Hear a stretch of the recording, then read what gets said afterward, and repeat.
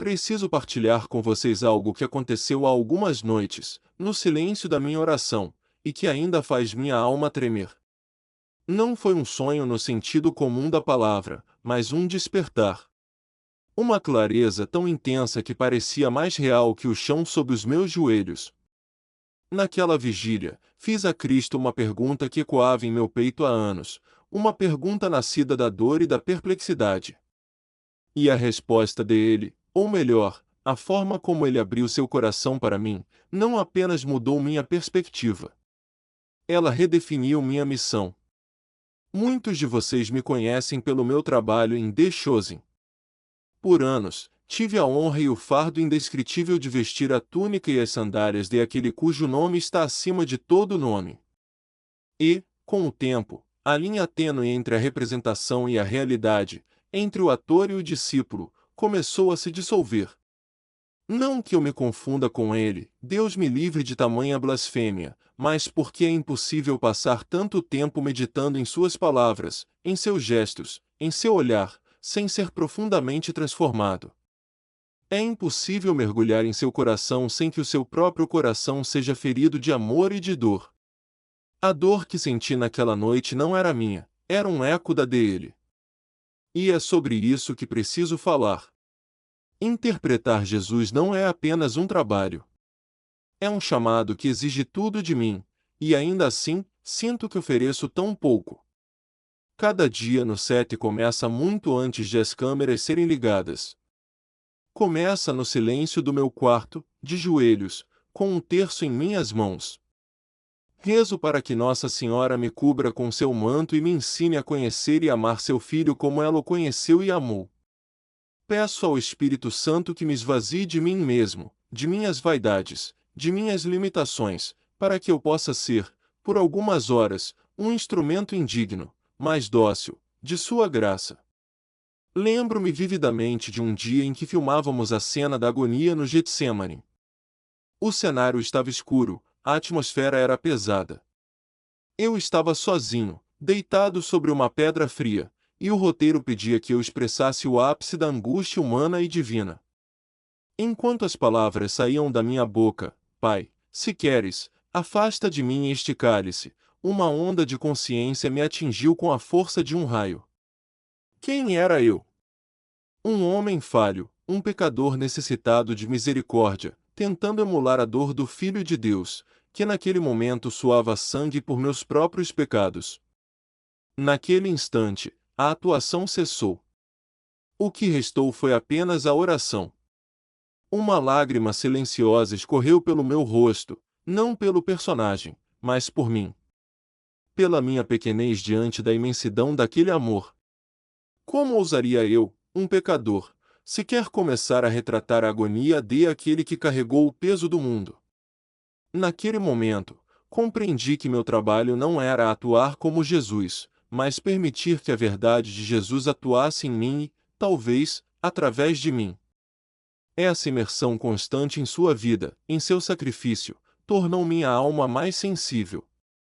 Comecei a ver o mundo, e especialmente a igreja, com um pouco mais dos seus olhos. E o que tenho visto nos últimos anos tem sido a fonte da pergunta que me levou àquela noite de oração. Ver o corpo de Cristo hoje é ver um corpo que, embora glorioso e vivo, ostenta feridas dolorosas. Feridas que não foram infligidas por pregos ou lanças, mas por nós mesmos. O fardo que venho carregando é o da divisão. Uma divisão que se alastra como um câncer silencioso pelas nossas paróquias, nossas comunidades, nossas famílias. Vejo católicos que comungam do mesmo pão eucarístico aos domingos, mas que, de segunda a sábado, se tratam como inimigos mortais nas redes sociais por causa de política. Vejo o santo nome de Jesus ser invocado para justificar o ódio, a calúnia e o desprezo por um irmão que pensa diferente. A túnica sem costuras de Cristo, pela qual os soldados romanos não ousaram dividir, está sendo hoje rasgada em 1000 pedaços, não por pagãos, mas por aqueles que se dizem seus discípulos. Essa dor não é abstrata. Vejo-a nos grupos de WhatsApp de famílias católicas, onde a paz foi substituída por uma guerra de narrativas ideológicas. Vejo-a na forma como nos rotulamos uns aos outros: progressista, tradicionalista, conservador, carismático. Rótulos que se tornam fortalezas de onde atiramos pedras, esquecendo que todos nós habitamos a mesma casa, a única igreja que Cristo fundou sobre a rocha de Pedro. Assistimos a uma verdadeira guerra litúrgica, onde irmãos debatem com amargura sobre a forma correta de adorar a Deus, enquanto se esquecem do mandamento mais fundamental: amar uns aos outros. Essa cacofonia de acusações mútuas, essa obsessão em provar quem está mais certo, abafa a melodia suave do Evangelho. O mundo olha para nós, em vez de ver uma família unida pelo amor de um pai comum, vê um campo de batalha. Em vez de se sentir atraído pela beleza da nossa unidade, sente repulsa pela feiura da nossa discórdia. Como posso, semana após semana, olhar para a câmera e dizer as palavras de Jesus: dou-vos um novo mandamento, que vos ameis uns aos outros como eu vos amei, sabendo que esta mensagem parece tão distante da nossa realidade? Como posso retratar o bom pastor que dá a vida por suas ovelhas, quando vejo as ovelhas se atacando umas às outras dentro do mesmo redil? Essa angústia se acumulou em minha alma. Não era mais apenas uma observação, tornou-se uma oração. Uma súplica constante que brotava do fundo do meu coração: Senhor, o que se passa com a tua igreja? Onde está a unidade que pediste ao Pai na véspera da tua paixão? Por que tanto ódio em nome de aquele que é puro amor? Foi com esse coração pesado, com essas perguntas sem resposta, que busquei o silêncio. Eu precisava ouvi-lo. Não o Jesus do roteiro, mas o Jesus real, presente, vivo. E foi no lugar mais sagrado da terra que ele decidiu me encontrar. A angústia em minha alma havia se tornado um ruído ensurdecedor. O barulho do set de filmagens, as exigências da produção, o fluxo incessante de notícias e opiniões do mundo exterior. Tudo isso parecia conspirar para me afastar da única voz que eu realmente precisava ouvir. Minha oração pessoal, embora constante, parecia ricochetear nas paredes do meu próprio coração ansioso. Eu precisava de mais do que apenas um momento de quietude. Eu precisava da presença. Da presença real. Numa noite, após um dia particularmente desgastante de filmagens, senti uma sede espiritual que beirava o desespero. Peguei meu celular, não para me distrair nas redes sociais, mas com um propósito sagrado. Abri um aplicativo de mapas e digitei as palavras que minha alma ansiava: Capela de Adoração Perpétua. O mapa me mostrou um pequeno ponto luminoso, a poucos quilômetros de onde eu estava. Uma capela modesta, dedicada a Nossa Senhora de Guadalupe, que mantinha Jesus exposto no Santíssimo Sacramento, 24 horas por dia. Dirigi até lá sem hesitar. O lugar era simples, quase escondido numa rua tranquila, longe do glamour e da artificialidade do meu mundo profissional. Ao empurrar a pesada porta de madeira, deixei para trás não apenas o barulho da cidade, mas o barulho do meu próprio ser. O silêncio que me acolheu não era um silêncio vazio, de ausência. Era um silêncio denso, preenchido, vibrante. Era o silêncio de alguém que escuta. Era um oásis de eternidade no meio do deserto do tempo. Ali, eu sabia, o céu tocava a terra. Havia apenas mais duas pessoas na capela, imersas em sua própria oração. O ambiente era banhado por uma luz suave. Meus olhos foram imediatamente atraídos para o altar, para o ostensório dourado que brilhava sob um foco de luz. E no centro dele, aquela pequena hóstia branca, circular e despretensiosa. Meu Senhor e meu Deus! Toda a minha fé, tudo o que eu tentava representar com minhas pobres habilidades, estava ali, real, vivo, presente.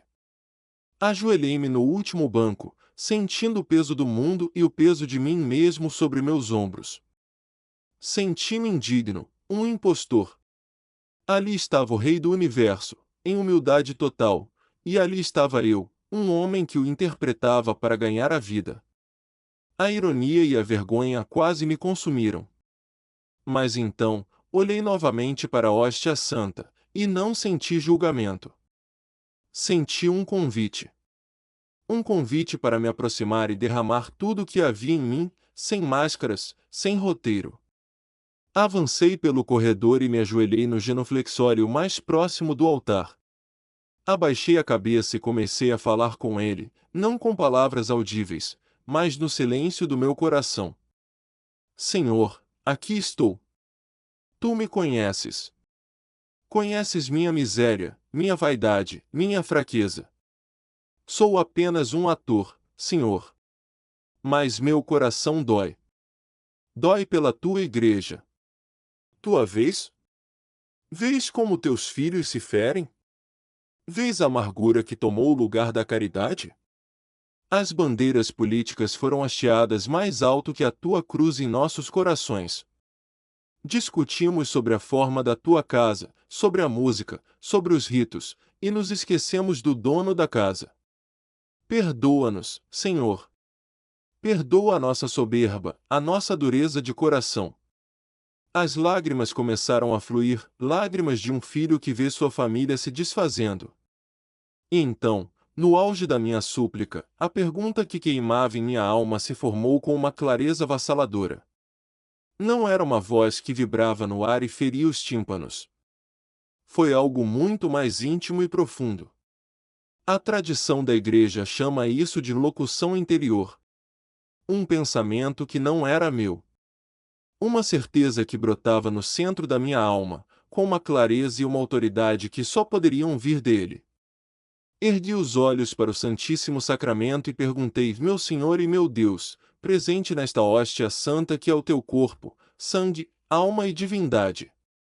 Quando voltares em glória, o que encontrarás? O que mais fere o teu sagrado coração quando olhas para tua esposa amada, a Igreja, nos dias de hoje? O silêncio que se seguiu à minha pergunta foi o mais profundo que já experimentei.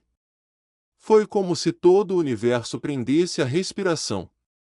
E então, antes de qualquer palavra ou conceito se formar em minha mente, eu senti. Senti uma onda de amor tão avassaladora que me tirou o fôlego, um amor que era ao mesmo tempo pessoal e universal, um amor que me conhecia inteiramente e ainda assim me amava infinitamente. E dentro desse oceano de amor, havia uma corrente de tristeza. Não uma tristeza de derrota ou de desespero, mas a tristeza profunda e lancinante de um amante que não é amado em troca. Era a dor do Sagrado Coração de Jesus, um coração que pulsa de amor pela humanidade e que, em troca, recebe indiferença, desprezo e, pior de tudo, o ódio entre aqueles que deveriam ser os portadores do seu amor. Eu estava imerso nessa tristeza divina, compartilhando uma ínfima gota do cálice que ele bebeu no Getsêmani. Compreendi, naquele momento, que o maior sofrimento de Cristo não foram os pregos ou os açoites, mas a dureza dos corações que ele tanto amava. Foi então que a primeira locução clara se formou em minha alma, gentil, mas firme, como a luz da aurora que dissipa as trevas. Meu filho, agradeço por perguntares não sobre o quando, mas sobre o como. A maioria se preocupa com os sinais no céu e as tribulações da terra. Estão obcecados com cronogramas e profecias, tentando decifrar o futuro. Tu te preocupas com a ferida no meu corpo místico, aqui e agora. É aí, no estado dos corações, que reside a verdadeira e mais urgente batalha. O que te mostrarei não são segredos sobre o fim dos tempos. São as dores que sinto hoje, as feridas abertas no coração da minha igreja, que precisam ser curadas antes da minha vinda. Enquanto eu permanecia de joelhos, banhado naquela presença que era ao mesmo tempo consolo e desafio, as palavras continuaram a fluir em minha alma. Não como uma lista fria de acusações, mas como um pai que, com o coração partido, mostra ao filho as feridas que precisam de cuidado. Vou te mostrar 7 dores que sinto, a voz continuou em meu interior, 7 áreas onde o amor esfriou e a verdade está sendo usada como arma. Escuta com o coração, não para julgar teus irmãos, mas para te converteres e seres um instrumento de cura. A primeira dor, meu filho, é ver a minha verdade, que eu revelei para libertar, ser transformada em uma gaiola de ouro. Muitos dos meus filhos conhecem o catecismo de cor, defendem a tradição com unhas e dentes e zelam pela rubrica perfeita na liturgia. E tudo isso, em si, é bom e louvável. Mas o coração deles está longe de mim. Transformaram a casa do Pai num tribunal, e a fé, num exercício intelectual. Eles usam a verdade como uma pedra para atirar nos pecadores, esquecendo-se de que eu sou a verdade. E a primeira coisa que fiz diante da mulher adúltera não foi citar a lei, mas inclinar-me para escrever na areia e oferecer-lhe a misericórdia que a lei, por si só, não poderia dar. Eles se orgulham de sua ortodoxia, mas seus corações são cheios de amargura contra o meu vigário na terra, o Papa. Murmuram contra os bispos em comunhão com ele. Desprezam seus irmãos que rezam de forma diferente. Tornaram-se guardiões de um museu, zelosos com as peças em exposição, mas esqueceram que a minha igreja é um hospital de campanha, feito para curar as feridas dos pecadores, começando pelas suas próprias. Eles amam mais a ideia que têm de mim do que a mim, presente no irmão que sofre. Em seguida, sinto a dor de uma fé que não desce do altar para a rua. Vejo filhos meus rezando novenas piedosas em casas confortáveis, com as despensas cheias, enquanto ignoram o Lázaro que geme à sua porta, faminto de pão e de dignidade. Constroem catedrais magníficas para minha glória, e isso me agrada, mas não oferecem um teto para os sem-abrigo que são a minha imagem viva e sofredora. Eles se confessam de seus pecados, mas não se comprometem em lutar contra as estruturas de pecado que oprimem os pobres e marginalizam os fracos. A fé deles está morta, porque não se traduz em caridade. Esquecem o que eu mesmo direi no juízo final: tive fome e me destes de comer, tive sede e me destes de beber, era peregrino e me acolhestes. Eles não entenderam que o critério final do amor não será a quantidade de terços rezados, mas a quantidade de feridas que ajudaram a curar em meu nome. A piedade que não se transforma em compaixão e ação é um perfume agradável que não sai do frasco. Dói-me ver os meus sacramentais e as devoções que inspirei aos santos serem transformados em amuletos de sorte, em busca de graças materiais sem um desejo sincero de conversão. Muitos usam o escapulário no peito, mas carregam o ódio e a impureza no coração. Pedem milagres à minha mãe em suas novenas, mas não se esforçam para imitar suas virtudes, a humildade, o silêncio, o serviço.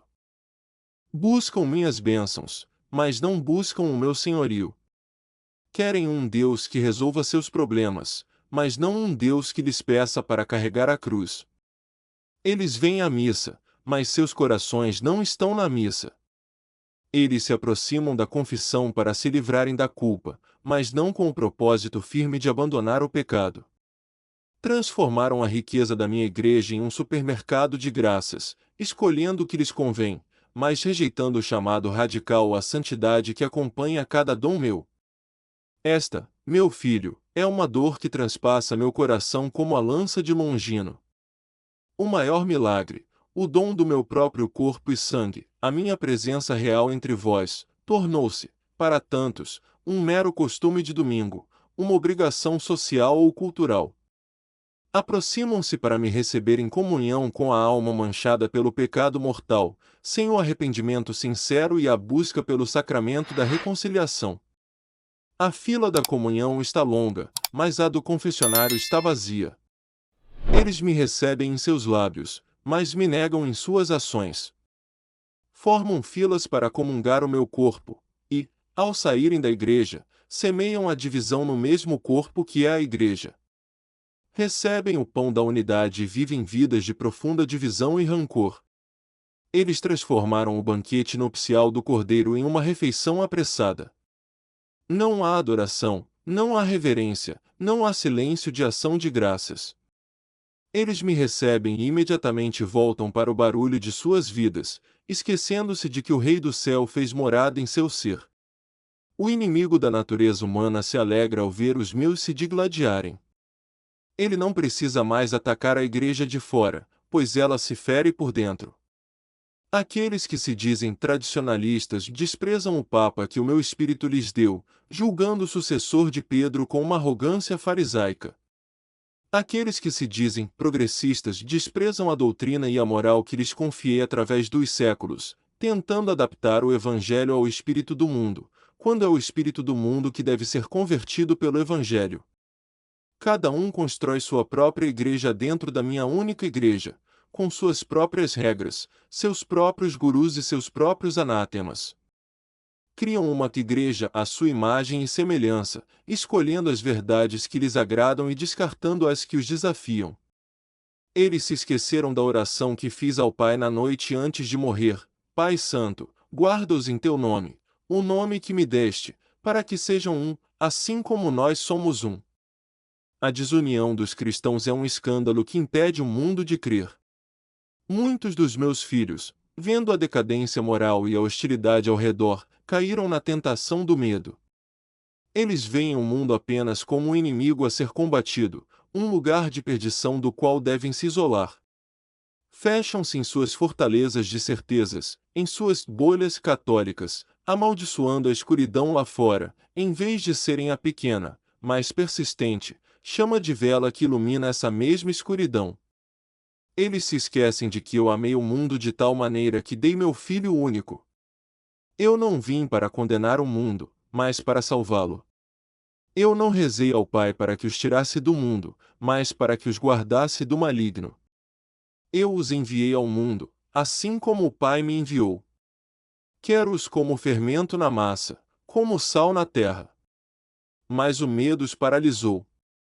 Eles constroem muros quando eu lhes pedi para construir pontes.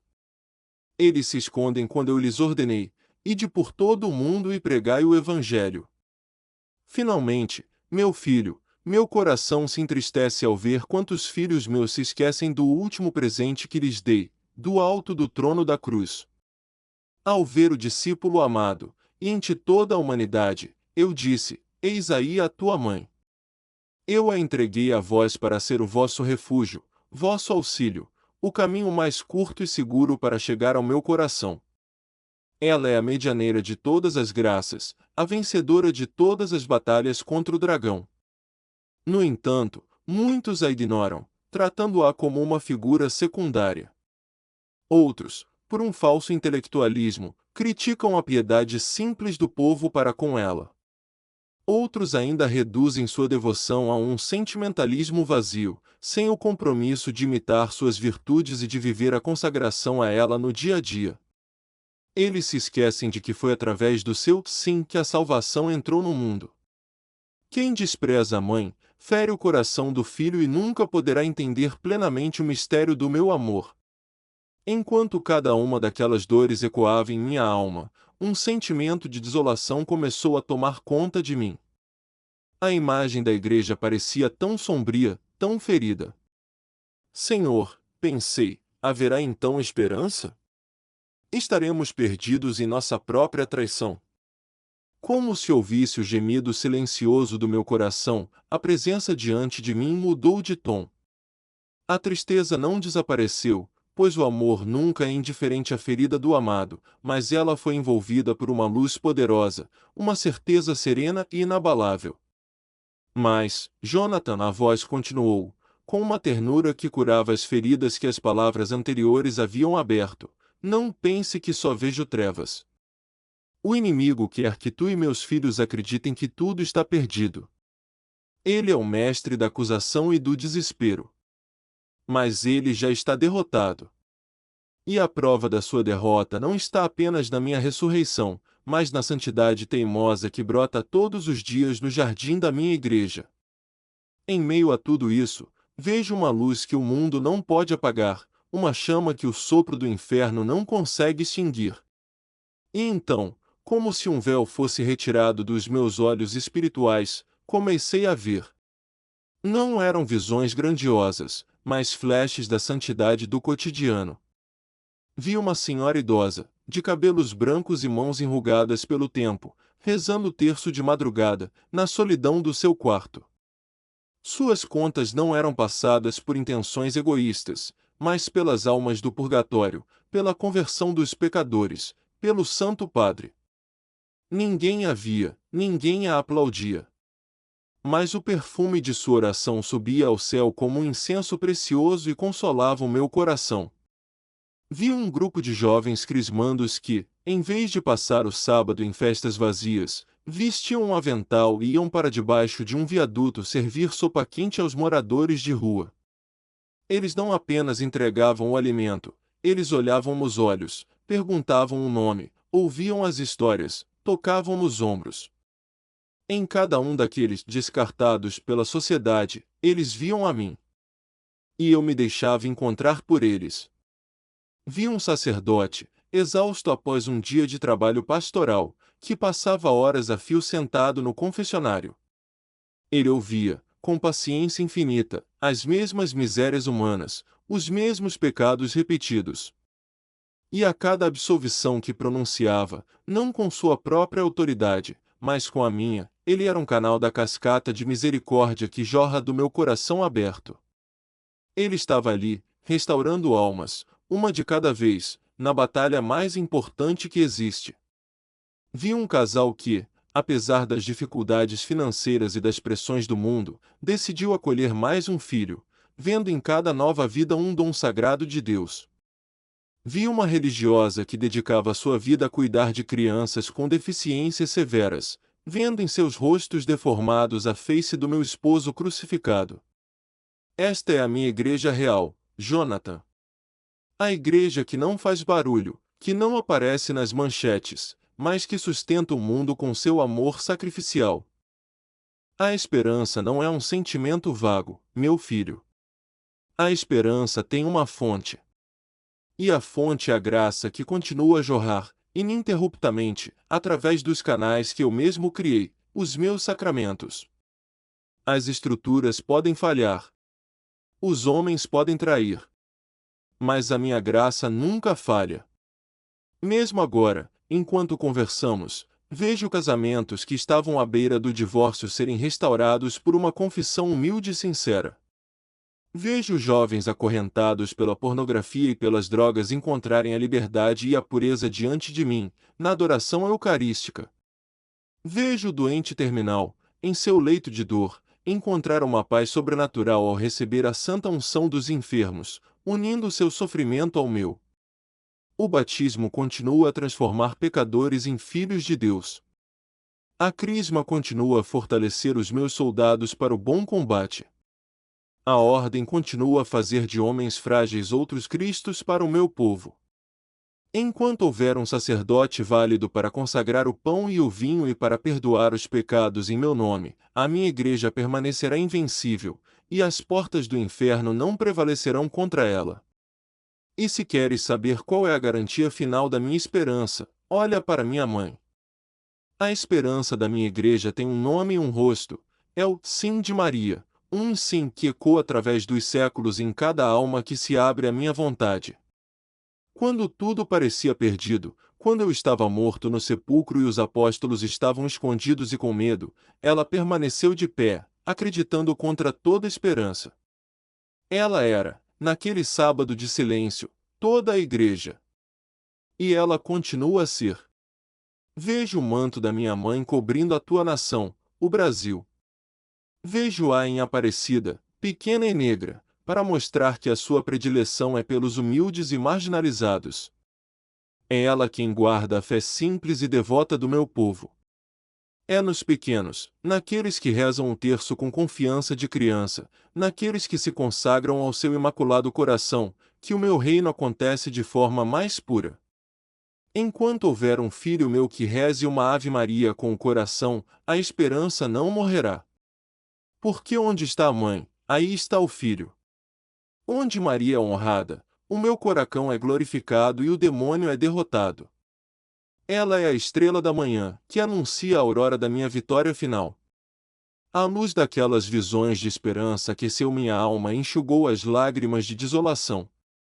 Compreendi que, embora as feridas na igreja fossem reais e dolorosas, a vida que nela pulsava era infinitamente mais poderosa. A santidade era a verdadeira realidade, e o pecado, apenas a sua trágica ausência. O sentimento de peso que me levará àquela capela começou a se transformar, não em alívio, mas em um senso de responsabilidade. Eu havia sido convidado a ver o coração de Cristo, e agora, precisava agir. Foi então que a voz, que havia falado sobre a igreja em geral, se dirigiu diretamente a mim, com uma intimidade que me fez sentir amado e, ao mesmo tempo, enviado. Jonathan, meu filho, a locução interior ressoou. Com a autoridade de um rei e a ternura de um irmão, eu não te permiti sentir um eco da minha dor para que te desesperes. Eu não te mostrei a santidade escondida para que te acomodes. Eu te mostrei meu coração para que o teu se incendeie. A honra de me representar diante das câmeras traz consigo uma responsabilidade diante do céu. Não te dei este papel para que te tornes famoso, mas para que uses esta plataforma para me fazeres conhecido e amado. Quando as pessoas te virem, que elas não vejam apenas um ator talentoso. Reza para que, através da tua fraqueza, elas possam vislumbrar um pouco de mim. Mostra-lhes não a minha imagem, mas o meu coração. Lembra-lhes, com tua vida e tuas palavras, da simplicidade radical do Evangelho, que tantos se esforçam para complicar: amar a Deus, teu Criador, sobre todas as coisas, com toda a tua alma, todo o teu coração e todo o teu entendimento, e amar o teu próximo, cada próximo, sem exceção, como a ti mesmo. O resto, toda a doutrina, toda a moral, toda a liturgia, é consequência e serviço a este duplo mandamento do amor. Esta é a tua missão. Ao ouvir aquelas palavras, compreendi que a experiência daquela noite precisava, antes de mais nada, me transformar. Eu mesmo era culpado de muitas das dores que o Senhor me mostrará.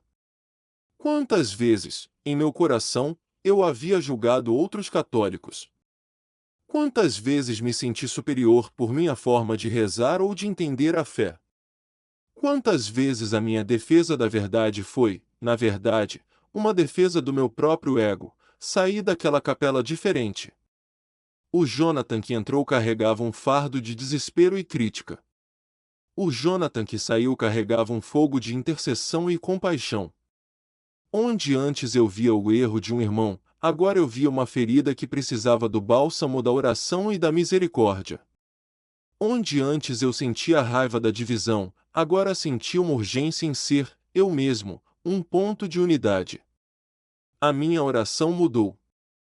Em vez de Senhor, muda a tua igreja, tornou-se-lhe Senhor, começa por mim. Muda o meu coração. Faz de mim o católico que tu desejas que eu seja. E agora, ao partilhar isto com vocês, sinto que a missão que recebi se estende a cada um que lê estas palavras. A mensagem final de Cristo para mim não foi um chamado para iniciar uma grande revolução ou fundar um novo movimento. Foi um chamado para voltar ao essencial, aquilo que os santos de todos os tempos nos ensinaram. Foi um chamado à santidade da vida ordinária. A resposta para as dores da Igreja não está em programas pastorais complexos ou em debates teológicos intermináveis na internet. A renovação da Igreja começa no sacrário escondido do seu e do meu coração. Começa com a decisão de levar a sério a nossa fé, aqui e agora. Começa com a missa dominical vivida com amor e reverência, e não como uma mera obrigação. Com a confissão frequente, onde permitimos que a misericórdia de Deus nos lave e nos fortaleça. Com a oração diária do Santo Terço, de mãos dadas com Nossa Senhora. Com a leitura orante da Palavra de Deus, para que a sua voz se torne mais familiar para nós do que as vozes do mundo. E, crucialmente, começa com a caridade concreta e diária, um sorriso para quem nos irrita, uma palavra de ânimo para quem está desanimado, um prato de comida para quem tem fome, um pouco do nosso tempo para quem está sozinho. É aí que a Igreja se renova. Não nos grandes palcos ou nas discussões acaloradas, mas na fidelidade silenciosa de cada católico que decide, a cada manhã, com a graça de Deus, amar um pouco mais. Nós somos a Igreja. As suas feridas são as nossas feridas. A sua santidade é a nossa vocação. Que esta partilha não seja para nós motivo de desânimo, mas um chamado urgente à conversão pessoal e à ação. Sejamos nós a geração que consola o Sagrado Coração de Jesus, vivendo em unidade, amando os nossos irmãos e sendo, para o mundo, um reflexo vivo do seu amor. Termino com a oração que brotou em meu coração ao sair daquela capela, uma oração que agora é minha e que convido a ser nossa. Sagrado Coração de Jesus, que tanto nos amais e tão pouco sois amado, tende piedade de nós e da vossa Igreja. Perdoai as nossas divisões, curai as nossas feridas e inflamai os nossos corações com o fogo do vosso amor. Imaculado Coração de Maria, refúgio dos pecadores e Rainha da Paz, cobri a Santa Igreja com o vosso manto protetor e ensinai-nos a ser, como vós, fiéis discípulos do vosso Filho. Amém.